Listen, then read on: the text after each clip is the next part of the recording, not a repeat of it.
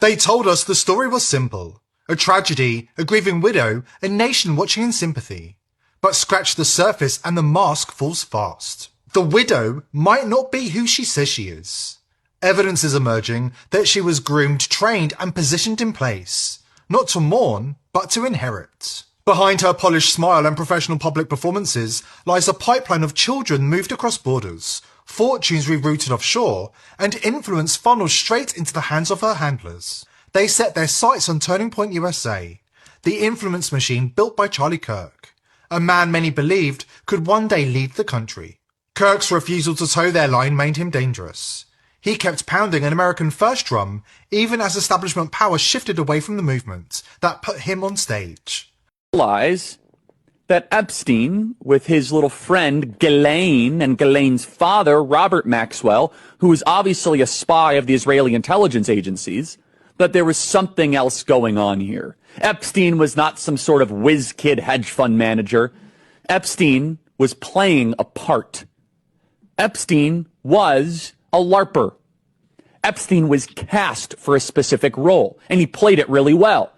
The sweatpants and the Harvard jacket, the kind of disheveled hair, looking as if he was so smart and above the clouds that he was doing advanced mathematic equations on the back of napkins. But if you actually go into some of the videos of people that met with Epstein at the time, they said he was awfully unimpressive when it came to finance and markets and economics. And it's nothing new that if you're in the intel agencies, you want to try and get as much blackmail on powerful people as possible.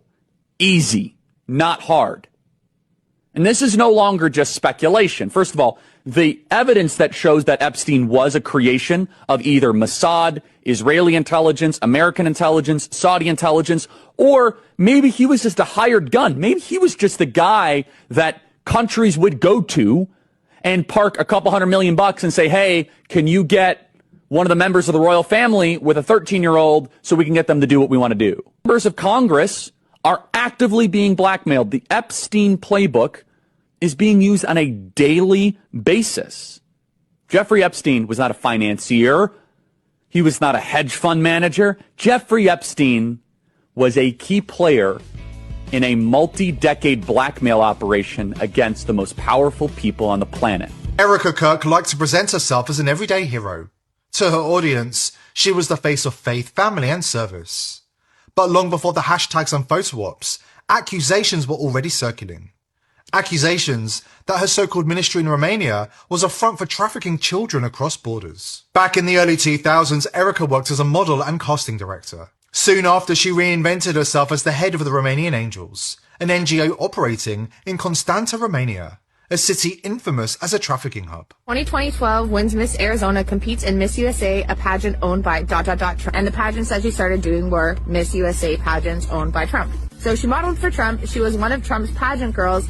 But did you know that she was also a casting director at the same time that she was doing all of this stuff for Trump? Now, she doesn't specify on her website if she worked as a casting director for Trump, but around the time that she was claiming to be a casting director, she also owned a ministry that was working with the U.S. military in Romania. The area in Romania where she was operating this ministry had a bunch of locals accusing these evangelical ministries of kidnapping children and trafficking them out of the country, and were also being sent to undisclosed private islands.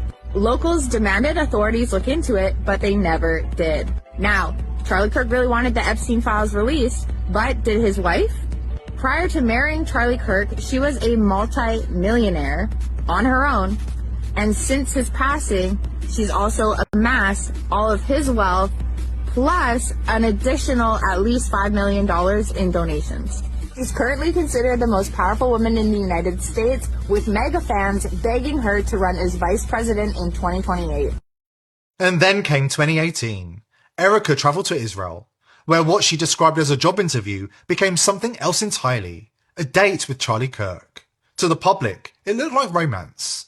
To those following the trail, it looked like the next stage of an assignment that was planned years in advance. Let's talk about their first date, because it was actually a job interview. Back in 2018, 2 years after Donald Trump had started working with Charlie Kirk had hosted a Turning Point USA opening event for one of the offices that they had opened. And Erica and Charlie Kirk were introduced to each other Charlie Kirk instantly thought that she was beautiful, but thought that she was really smart. And allegedly, one of their mutuals had suggested that Charlie Kirk hire Erica. I'm assuming it was Donald Trump or someone on his team, because Donald Trump had signed on to work with Charlie Kirk, and Erica was already one of Donald Trump's employees. So it would make the most sense for Donald Trump and his team to encourage Charlie Kirk to hire Donald Trump's employees.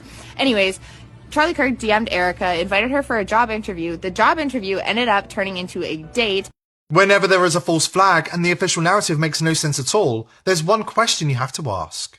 Who benefits? Follow the profits, follow the power, and the picture sharpens. Anybody who's lost somebody knows what real grief looks like. Your face is raw, your eyes are swollen from nights of endless crying. You can barely form words, let alone stand under studio lights and perform for the cameras. That's grief. And when you've seen the real thing, you know instantly when what you're watching is fake. None of this should come as any surprise. These people don't move in quarterly cycles. They plan decades in advance. They plant narratives that will bloom long after the actors are gone. Listen close. What looks random is rarely random with them. Just know that nothing is by mistake. Nothing. Nothing is by coincidence. Like the fact Erica chose to give the devil horns at a memorial, a public symbol of initiation and allegiance. A hand signal that says, I'm in the order.